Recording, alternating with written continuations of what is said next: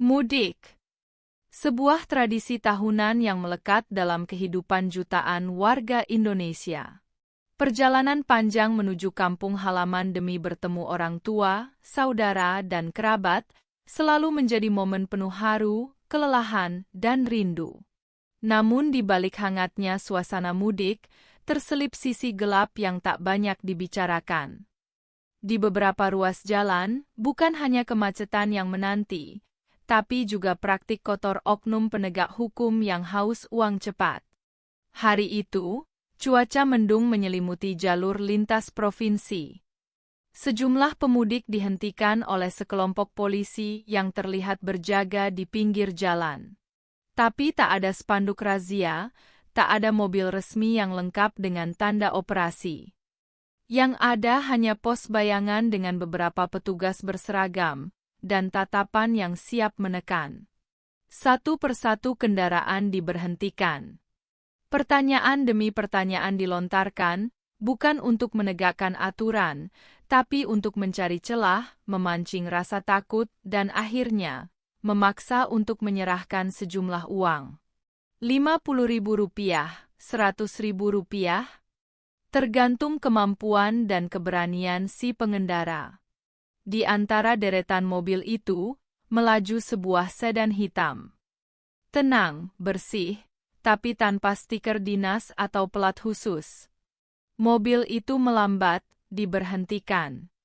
Sopirnya, pria berpenampilan biasa, mengenakan kemeja santai dan celana jeans. Tak ada yang menyangka ia bukan orang sembarangan. Namanya, Kompol Aditya. Seorang perwira menengah di kepolisian yang hari itu memilih mudik tanpa pengawalan, tanpa fasilitas, hanya ingin merasakan perjalanan seperti rakyat biasa. Salah satu oknum mendekat.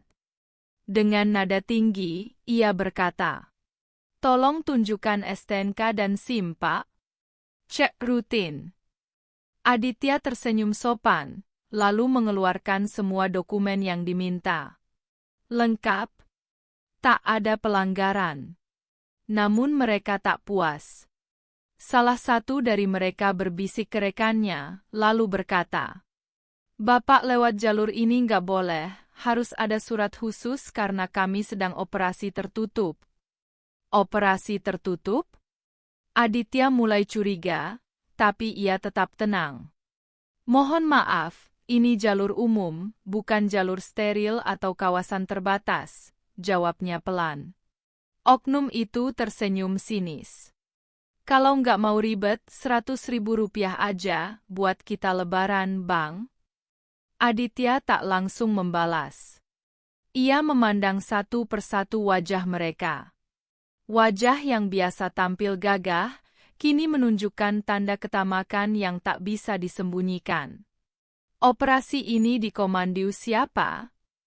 tanyanya tegas. Mereka saling pandang.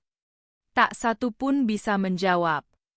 Tiba-tiba yang tadi berani mulai menghindari tatapan. Suasana berubah sunyi. Namun tetap saja mereka ngotot. "Ya udah, Rp50.000 aja deh, biar cepat." Aditya menahan napas. Ia tahu, ini bukan sekadar soal uang. Ini tentang martabat institusi yang dicintainya. Perlahan, Aditya membuka dompetnya. Bukan untuk mengambil uang, tapi untuk mengeluarkan sebuah kartu identitas resmi bertuliskan Komisaris Polisi, Divisi Propam. Ia menunjukkan itu, lalu berkata tenang, "Saya Kompol Aditya.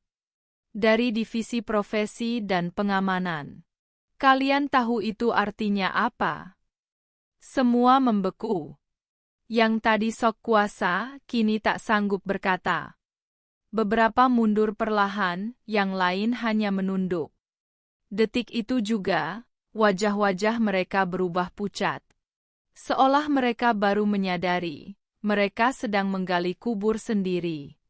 Mereka panik. Salah satu dari mereka mencoba berdalih. "Maaf Pak, kami juga manusia. Butuh uang tambahan buat anak istri, buat lebaran." Kami terpaksa.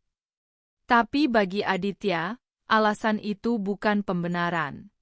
Justru itulah cerminan dari kerusakan sistemik yang perlu dibenahi. Tanpa emosi, ia menghubungi tim provos untuk segera datang ke lokasi. Sebagai seorang perwira, ia tahu, diam adalah bentuk pengkhianatan terhadap tanggung jawab. Mobil patroli datang dengan cepat. Tim provos turun, langsung mengamankan tempat kejadian. Bukti-bukti dikumpulkan. Nama-nama dicatat. Para pengendara lain menjadi saksi langsung dari pengungkapan ini. Mereka melihat bahwa hukum masih punya taring. Sejumlah pemudik yang sempat dimintai uang, kini mendapatkan kembali hak mereka. Beberapa terlihat lega, sebagian lainnya terharu. Seorang ibu bahkan meneteskan air mata sambil berkata, "Saya pikir kami rakyat kecil selalu kalah, ternyata masih ada polisi seperti Bapak." Aditya hanya tersenyum. Bukan karena bangga, tapi karena keyakinannya terhadap keadilan kembali menyala. Kisah ini menyebar luas. Di lingkungan kepolisian, nama Kompol Aditya menjadi perbincangan.